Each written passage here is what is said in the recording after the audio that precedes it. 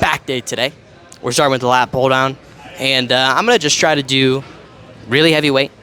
I got up to the max stack last time I hit this pull session, and it was really fun, to be honest. I mean, the form wasn't the greatest ever. It wasn't, pitch perfect, but it was what I was looking for, right? So I think getting your foot in the door, I talked about this last week, with different weights is important, okay?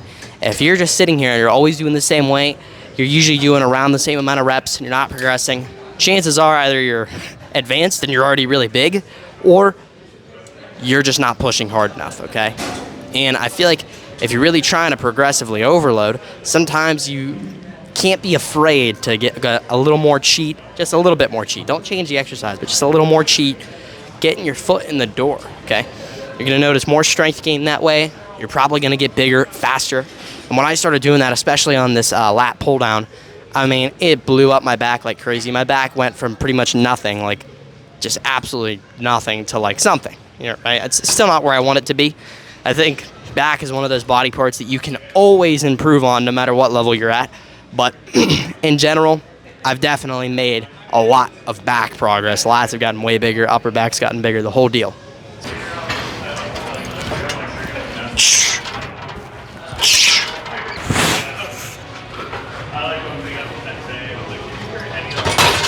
All right, so I did take off for a pretty significant portion of time, right? A bunch of random crap came up. You guys know how life is. And as a result, you miss some gym days here and there, right? And then it ends up being, whoa, look here, I missed 2 back days in a row or 2 leg days or whatever it might be. And you might be weaker when you come back. Now, it doesn't mean you lost all your gains, but you definitely don't get to keep every ounce of muscle that you gained if you take off for 2 weeks for a, whatever muscle group. So, like, I might keep my chest mass if I still am able to do chest day, right? But if I take off 2 weeks in a row and for back day and I don't hit back, I'm gonna lose just a little bit, right? You're not, like I said, you're not gonna lose all your gains, but atrophy happens when there isn't stimulus present, okay? And to what degree it happens just depends on your degree of activity. If I, haven't hit back day, but let's say I'm a rock climber, I'm gonna keep the vast majority of my back gains, right? But if I don't hit back day for, say, a month, and I just sit in my bed and don't do anything, you're gonna lose a lot of back gains. You're gonna lose a lot of gains in general, right?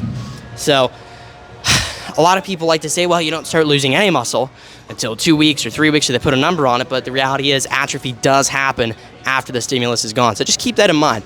Don't let that be a scare tactic into you just thinking, oh man, I missed the gym session, I lost all my muscle. That's not how it works, right? But you're not gonna get to keep every single bit of strength and size. You're probably gonna lose maybe a 1-2% at most if you take off a couple of weeks. So, don't be scared, but also don't be like, oh, I'm gonna take off a month and a half, 2 months, and expect to have all the same strength. Unless you're very, very physically active, like, some kind of construction worker, or you do jujitsu or boxing or something like that. But you get what I mean. Whatever you did to get the muscle is what you're gonna have to do to keep the muscle, if that makes sense. All right, you can move now. You're good.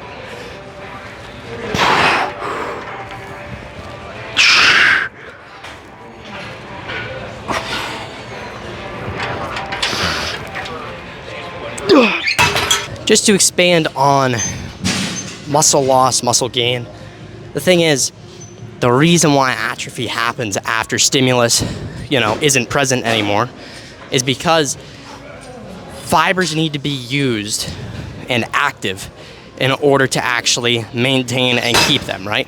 So if you are using the highest threshold muscle fibers in a training session, that's the only time you're gonna be using them, is when you're going really heavy or when you're really close to failure, right? So with that said, if you're not actually going close to failure ever for a given muscle group, you're going to start to atrophy because those muscle fibers that are being used, those really big ones, they're just gonna go down in size. But the muscle fibers that you use for your daily life, you're gonna get to keep, right? And if you're not using anything, if you're, for example, bedridden, or you're not moving or really doing anything, you're gonna lose a lot more muscle because your body's like, okay, how can we preserve? How can we survive? And the thing is, your body isn't worried about being jacked as much as you are. So it's all about preservation, and that's why when fibers aren't active, your body's like, we don't need this, let's get rid of this. So any muscle fiber on any level that's not being used at all is going to atrophy after stimulus isn't present, and I think that's really important to learn. And that's why a lot of times you'll see more growth from higher frequency and lower volume type of workouts, right? If I do push-pull legs, and I do really low volume, chances are I'm gonna see better gains because there's basically no time for atrophy. So I could get into that more, but let's get to another set.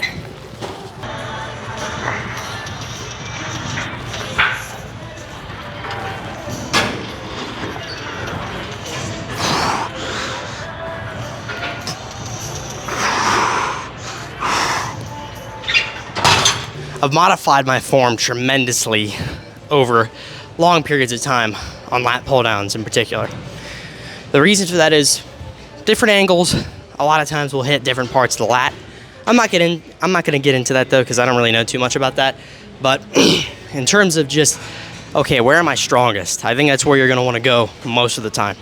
If you're super weak on wide grip, okay, maybe you could get your lower lats more, right? And develop muscle in that area by getting stronger in a wide grip lat pull down. But for a lot of us, we're not hyper focused on, okay, which division of the lats am I hitting? You just want to grow your lats. And I think if you want to grow your lats the best, your best bet is going to be, what grip am I strongest at? And then also another key, really important factor. This is going to be controversial, and especially with a lot of the videos and stuff going around lately, many people will not agree with me, but the stretch position of a lat pull down really is not important if you're trying to target your lats, okay? Those of us who understand the principle of neuromechanical matching, we know that up here, what has leverage to extend the shoulder is your pecs and the long head of your tricep and some rear delt, right?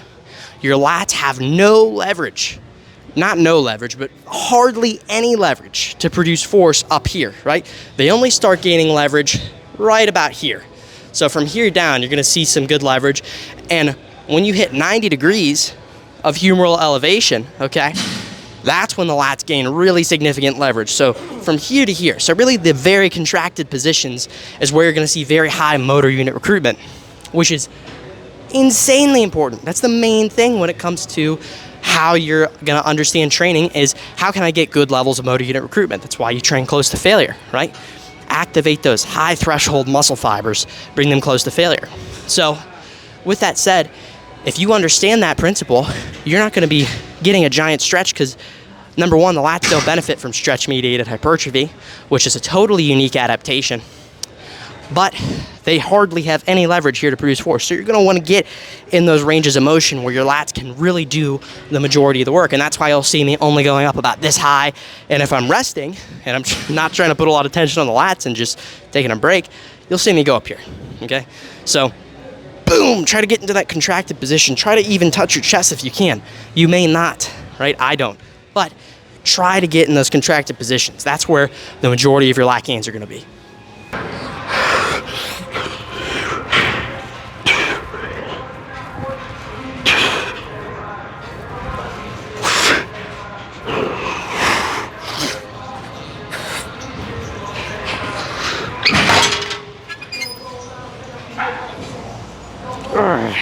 I don't think warm-ups are totally necessary once you've already really done sets with overlapping muscle groups that are really close to failure. So like, for example, heavy lat pull downs, you're involving some traps too, right? Not a ton, you're involving some traps. And with that said, I don't necessarily think I need to do, 1, 2, 3, 4 plate warm-ups, whatever, to actually be warmed up for this. I think I'm already pretty warmed up, but I do like just going through the motion. That is a personal preference thing. You don't have to do that if you don't want to, but I feel like especially if it's a newer exercise, sometimes you need to grease the groove a little bit.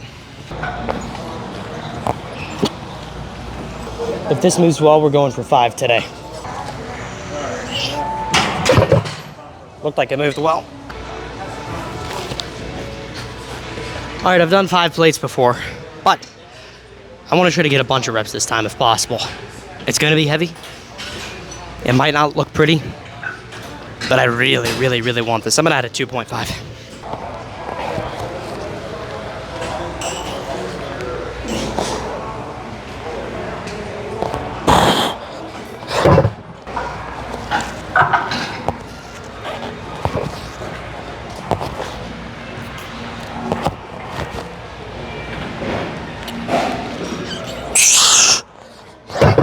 So, not much else to say. That set kind of looked like it was ego lifting, and don't get me wrong, the majority of lifting I do involves me going in my mind, all right, I got to do a little better than last time. I don't care at what cost, right? Other than injury, you got to be smart with that, right? But recent discoveries in science, well, not even really recent, it's been around for a while, show that eccentrics are pretty overrated. Their adaptations are very limited, and the thing is, these stretch-based adaptations that a lot of people are hyping up, you get most of them as a noob, right?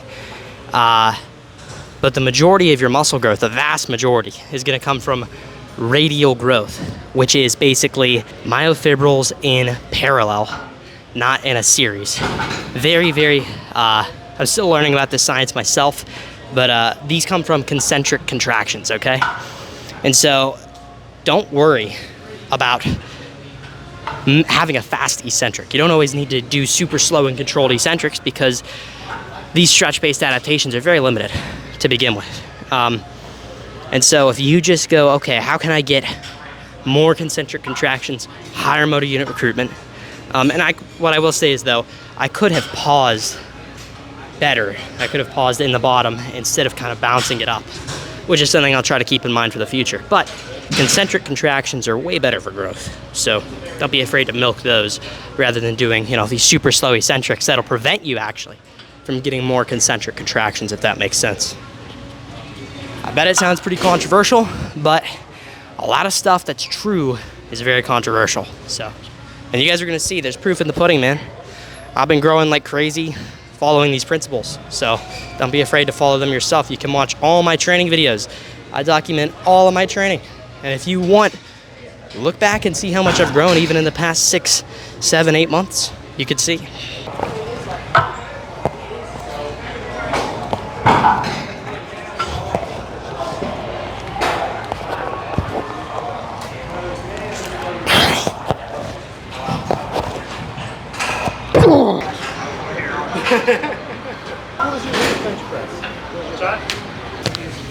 All right, so preacher curls are one of those things that I tend to go ultra heavy on, and a lot of people go, bro, you're ego lifting. I saw somebody comment and say, man, drop back down to 15 pounds and try to have really good form, and you'll probably grow from that. And I'm like, nah, like that's just stupid. If I'm doing a set of 50, 60, 70, 80, 90, 100 reps, I mean, just high reps in general really isn't going to yield that much growth compared to optimizing your motor unit recruitment and saying, hey, let's reduce fatigue so we could get better quality contractions, right? More productive stimulus. That's the goal. We're not trying to do a fluff and pump workout. We're not trying to get super sore. We're just trying to do what works, okay? We're trying to cause stimulus. And with that said, doing low reps with a bit of cheat, right? Sometimes, not always cheating. Your cheating isn't the goal, right? You'll see me do it, like I said, to get my foot in the door, but cheating isn't the goal. Progression is the goal. And sometimes slight cheating is a means to get there, right? And, I hang on to that because I've grown so much just from using this style of lifting. And don't be afraid to get, 3, 4, 5 reps, right? Sometimes I don't recommend 3 reps for hypertrophy because at the end of the day, even though those reps are going to be stimulating, assuming you're close to failure, that's not an efficient way to get stimulating reps, right? If you could get 5 in a set, why not get 5? Or if you could get 4 in a set, why not get 4? So a lot of times you see me getting 4, 5, 6, 7 reps and then moving the weight up a little bit. So that's the best way I've found to progress these so far. In about 8 months, I have progressed from 45 pounds for like 5 or so reps to 70 pounds for the same amount. So anyway, let's get to the set. Always start with the smaller arm.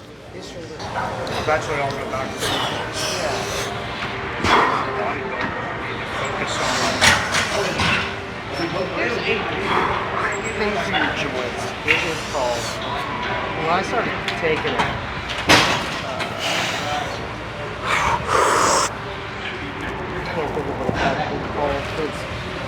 Sam's Club has them. This one.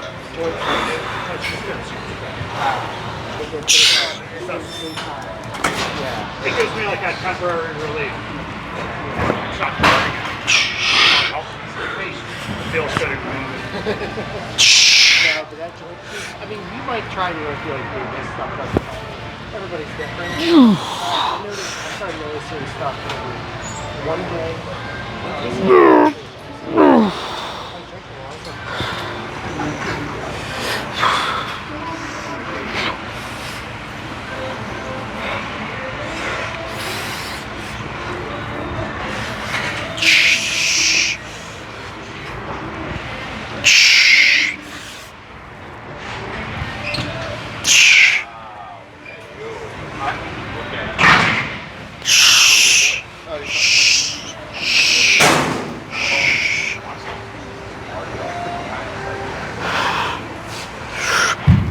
Okay, that was too much. Sorry, I would have helped you out. What? I would have helped you out had I known. No, dude, you're good. I knew I couldn't do one more, but my brain was telling me to, and I'm not sure why. That little stunt just cost me a little extra fatigue. I'm not saying you're gonna take forever to rest in between arms, but it's definitely worth doing, like minimum 30 seconds between limbs, in my opinion. You know, I was able to grow my left arm from being like a ½ inch smaller to end up being like, now it's like a ½ inch bigger than my right arm. So I way outpaced my right arm's growth just by not resting when I did my right arm. So I would rest for my left, but not for my right. And so limiting motor unit recruitment on the stronger limb, maximizing it on the weaker, that caused my weaker limb to literally outpace my stronger limb. It's crazy. So now people tell me, man, your arms aren't equal. And I'm like, yeah, I know. I accidentally overdid the, you know, fixing the issue. So.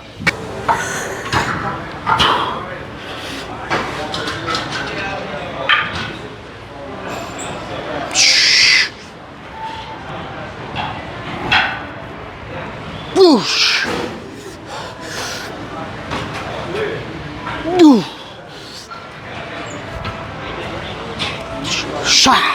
We get the 50 here. I'm gonna do hammer curls, just one set each arm. You don't need crazy volume to grow, guys. Sets get less effective as the workout goes on, and you get massive diminishing returns. I hate to break it to a lot of you guys, but Arnold really did not know what he was talking about in terms of volume for training.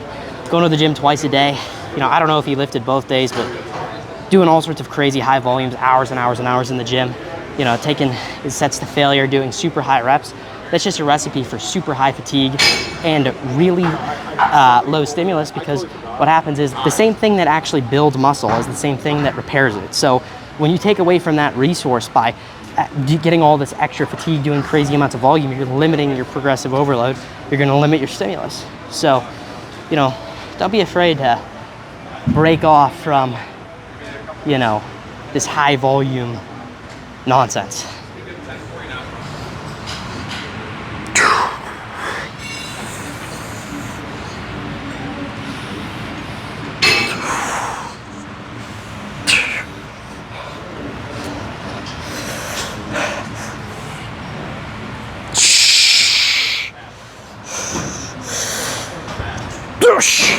So we've done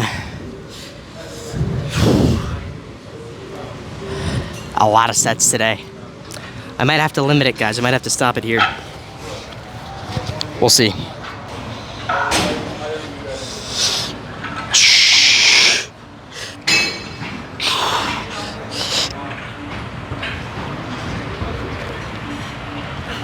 Doosh. Woo.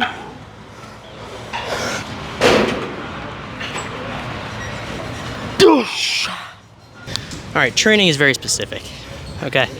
Even though my left arm is stronger on bicep curls than my right, my left arm is weaker than my right on triceps. It's not just like, oh, overall my left is just stronger in every way. It's not.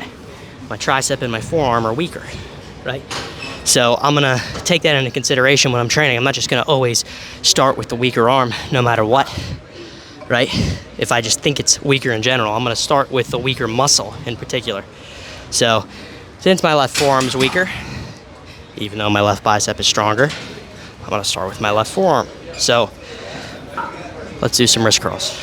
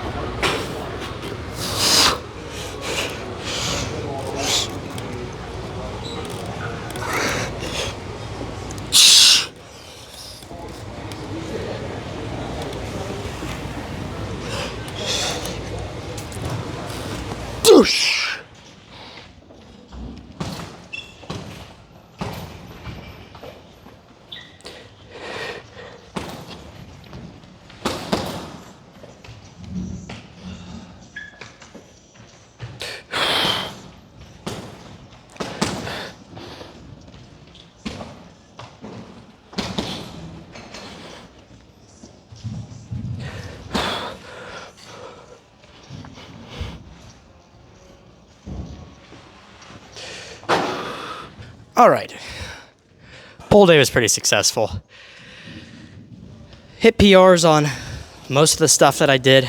I've never done 5 plates, let alone with an extra 2.5 pound plate after lat pull downs, at least to my knowledge. So that was pretty good. Full stack on the lat pull down went pretty good. Was a little bit weaker than before, but that's expected whenever you take, a lot of time off. Plus, bicep curls went super great. I'm kind of just getting really strong at this point, doing 60, making it look fairly light, so really just, I think the next bulk I'm going to stop prioritizing arms as much as I am right now, because I think my arms are already pretty good. So we'll see what happens. I'll just play it out. Maybe I'll still want 20-inch arms, but I think my arms are at the point where they're pretty big and it just doesn't really match my physique super proportionally. So if I'm going from purely a bodybuilding perspective, I want to ease up on that and maybe focus more on my back, my legs, my chest, all that stuff. So pretty much everything else. But either way, I don't want to lose my pump, so I'm going to get to some posing.